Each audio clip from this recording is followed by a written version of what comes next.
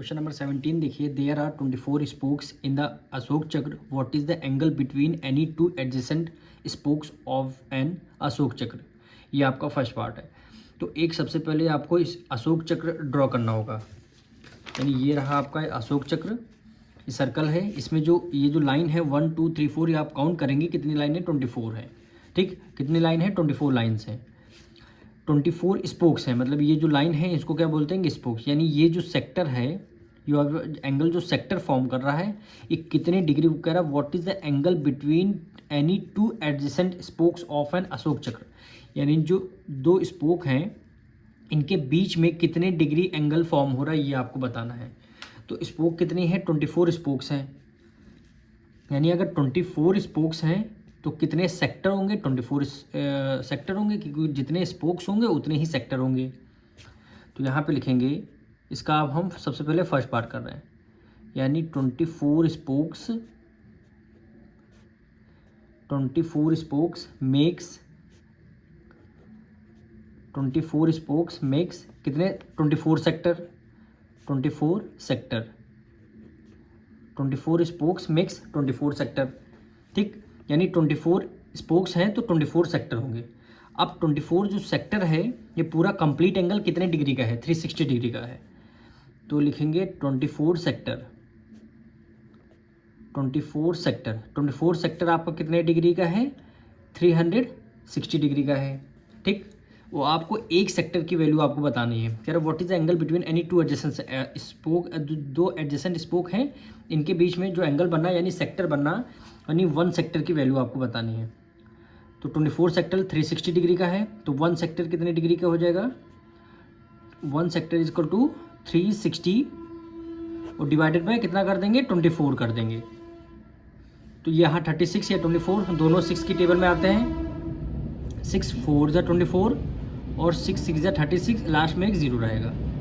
ठीक, फिर 2 से करते हैं, 2 2 जा 4, 2 3 जा 6, एक 0 हो जाएगा। फिर 2 से करते हैं, 2 1 जा 2, 2 15 जा 30 हो जाएगा। अब 1 सेक्टर हमारे 15 डिग्री का है, 1 सेक्टर इज इक्वल टू कितने, 15 degree. 1 sector is equal to 15 degree.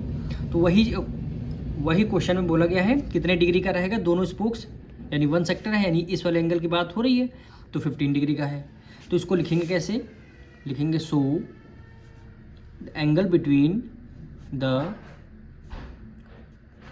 Angle between two adjacent spokes, two adjacent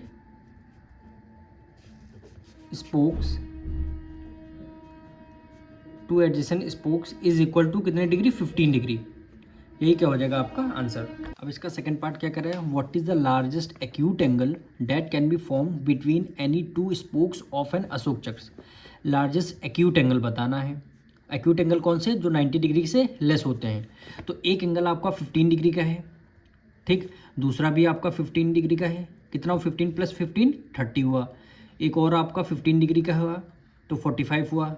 एक और आपका 15 डिग्री का हो जाएगा तो 15 4 जा 60 डिग्री, यहाँ तक 60, और 15 5 जा ये भी आपका 15 डिग्री, ये 75। यानी यहाँ से यहाँ तक एंगल कितने डिग्री का है, 75 डिग्री का है। और 75 और एक और अगर हम ऐड कर लेंगे तो 90 हो जाएगा। तो 90 एक्यूट एंगल तो है नहीं, 90 से कम बोला है, 90 से कम बोला, तो हमें क्या करना हो, 1 2 3 4 5, यानी कितने सेक्टर हो जाएंगे, 5 सेक्टर आपके हो जाएंगे। और कितने डिग्री के हो जाएंगे, 15 5 जा 75। तो largest acute angle that can be form between any two spokes, यानी टू स्पोक्स यानी ये वाले स्पोक की बात हो रही है और ये वाले स्पोक की बात हो रही है, इन दोनों के बीच में लार्जेस्ट एक्यूट एंगल बताना है। तो एक्यूट एंगल 90 डिग्री से कम हो जाएंगे, और 15 में अगर आप एक और 15 ऐड कर देंगे तो 90 हो जाएगा। 90 आपका एक्यूट एंगल है नहीं, तो 90 से कम यानी 75। तो कितने यानी कितने डिग्री का ये टोटल एंगल हो जाएगा, 75 डिग्री का हो जाएगा। कितने डिग्री का हो जाएगा, 75 को। लार्जेस्ट एक्यूट एंगल की बात हो रही, 1 डिग्री आपने फर्स्ट पार्ट में निकाल लिया, एक सेक्टर आपका 15 डिग्री का है, तो 15 + 15 30 + 15 45 + 15 60 + 15 75 हो जाएगा, 75 हो जाएगा। अगर एक और 15 ऐड कर देंगे तो आपका 90 हो जाएगा। तो 90 एक्यूट एंगल है नहीं, लार्जेस्ट एक्यूट एंगल बात हो रही, तो लार्जेस्ट एक्यूट एंगल यहाँ पे 75 आ जाएगा। तो अब आंसर में क्या लिखेंगे, आंसर में आप क्या लिखेंगे, तो यहाँ पे लिखना है, आंसर में लिखना है लार्जेस्ट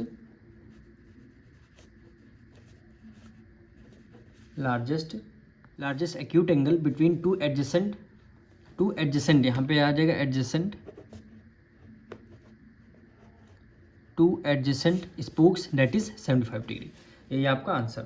थर्ड पार्ट कह रहा है what is the largest obtuse angle. इस बार आपको ऑब्ट्यूज एंगल बोला गया, यानी 90 से ग्रेटर 180 से कम। तो आपको पता है मल्टीपल किसके, 15 के ही मल्टीपल होंगे। 15 टेंजा क्या होता है 150, 15 टेंजा 150 होता है, तो 150 तो एक्यूट एंगल है क्योंकि 180 से कम है। और 15 11 कितना होता है 165, 15 11 कितना होता है 165।